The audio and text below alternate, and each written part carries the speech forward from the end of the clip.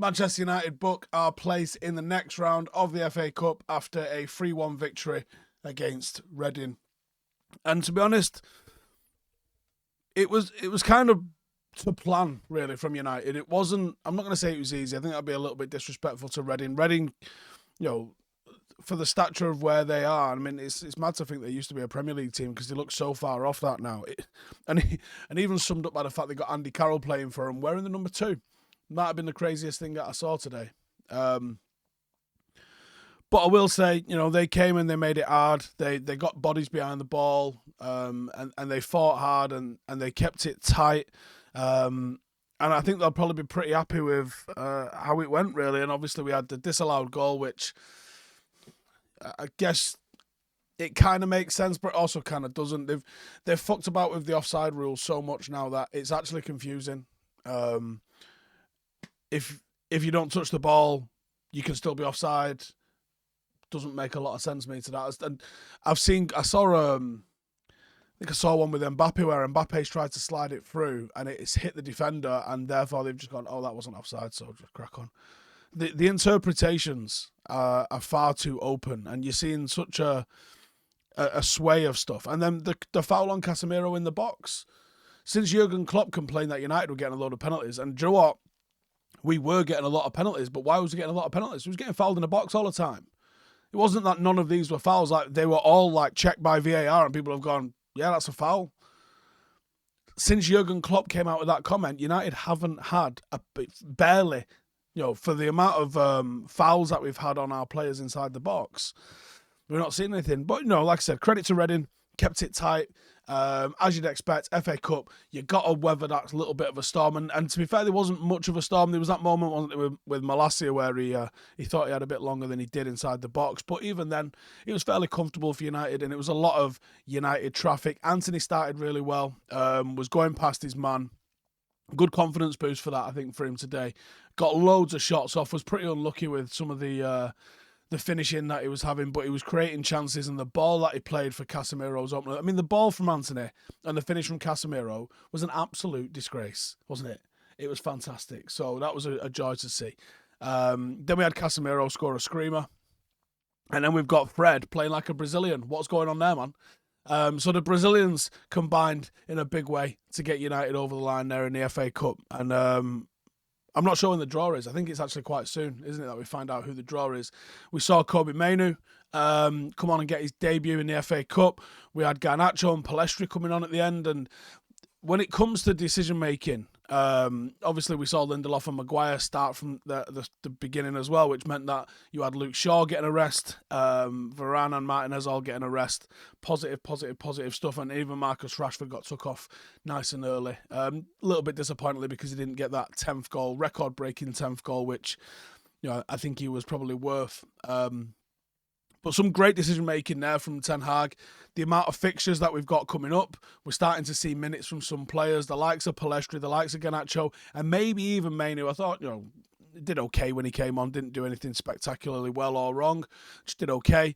But you've got players now that he's going to start to trust, players that he's going to start to trust. And if there's an injury pops up to someone, it isn't like, oh my God, who are we going to throw in? No one's got any experience. You've got players there who can come in and do a little bit. I thought Vegas was good again. I don't care who we sign in the summer. There's a lot of talk about Vlahovic seemingly starting to hot up. I don't know if there's any truth to that, but it feels like there's something driving that narrative. It could just be papers with nothing to write, but there definitely feels like there's a lot of talk heading that way, which means Chelsea will probably sign him tomorrow morning. The work rate that I'm getting out of Vegas, and I think they mentioned it in the commentary as well, he's a good pro.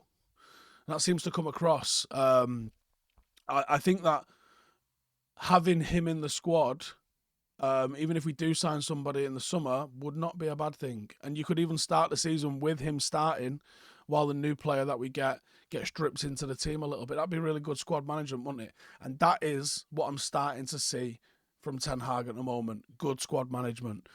He's settling potential dramas with the likes of Maguire and Lindelof by playing them in these games, knowing that we've got so many games coming up, knowing that he has to rotate. The two players that I think we three players that we've probably got to rotate: Marcus Rashford, Casemiro, Eriksen. If he finds a way to rest them sufficiently and maximise their impact, don't really want to see any of them against Forest midweek. Do you know what I mean? I think all of them need to just be completely chilled out, calm down, take a bleeding seat. And I think that would be a real positive for United if that happened. If you can start to rest those players, I'm pretty confident with what we've got going forward. I still worry about the Barcelona game. I think Xavi's got them playing some serious football at the moment. I still do worry about that game a little bit. But I think we obviously can progress in the FA Cup. I think we can get to at least a semi-final stage, maybe even crack a final out. And if you're in a final, you got to back us to go and win it because I don't fear anybody. If we can get a full 11 out, I think we can beat anybody in the country. I make us favourites for the League Cup at this stage. I think we're actually going to go win that. I feel confident about that. Newcastle don't concede a lot of goals, but they don't score a lot of goals either. And I think we take our chances. There's not a lot to be fearful of with Newcastle. They're very well organised, very tidy, but we can beat them. I absolutely believe we can beat them. I think United's got a bit of an X factor about us, where we can beat them. There's goals from several places on the pitch. So I'm enjoying watching Ten Hag rotate what he's got in the squad, and it's good.